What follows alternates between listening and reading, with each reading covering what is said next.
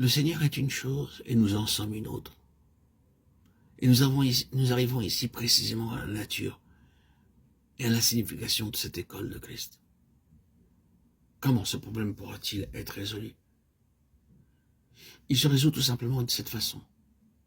Le Seigneur parle sans cesse d'un moment où il sera en eux et où eux seront en lui. Et lorsque ce moment sera venu, ils seront dans la réalité la plus intime et la plus profonde de leur être, entièrement autre de ce qu'ils sont dans toutes les autres parties de leur être.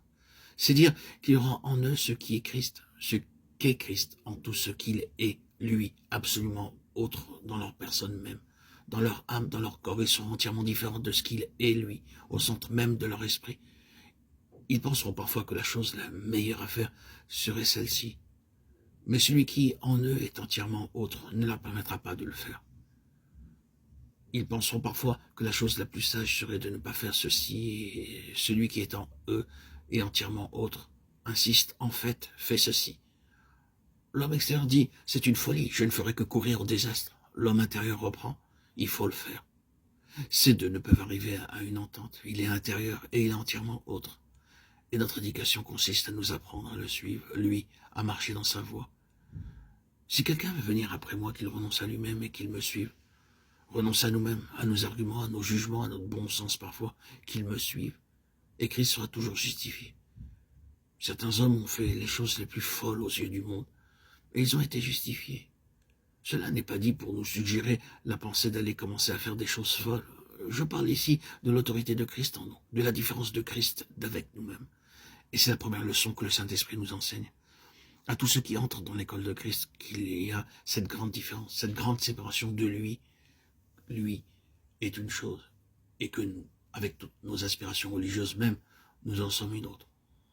Et nous ne serons sûrs d'être dans la bonne voie qu'en lui soumettant toutes choses.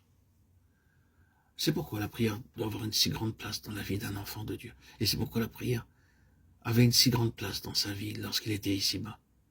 La vie de prière du Seigneur Jésus est dans un certain domaine et à un certain sens le plus grand problème que nous puissions rencontrer. Il est Christ. Il est le Fils de Dieu. Il est sous l'onction du Saint-Esprit et il est sans péché dans sa personne. Et cependant, il doit passer toute la nuit en prière après le dur et long travail de la journée. Nous le retrouvons sans cesse en prière. Pourquoi donc doit-il prier? Parce qu'il y a d'autres influences qui sont à l'œuvre. Il y a d'autres choses qui cherchent à attirer son attention. Sa réponse est son obéissance. Et il doit rester constamment en ligne avec l'onction, en harmonie avec l'esprit, sous le gouvernement duquel il s'est placé, parce qu'il ne peut rien décider de lui-même. S'il a dû faire cela, qu'en est-il de nous? Nous ne sommes pas comme lui, sur un niveau sans péché. Il y a en nous tous, dans notre nature même, ce qui agit violemment contre Dieu, contre la pensée de Dieu, contre la volonté de Dieu.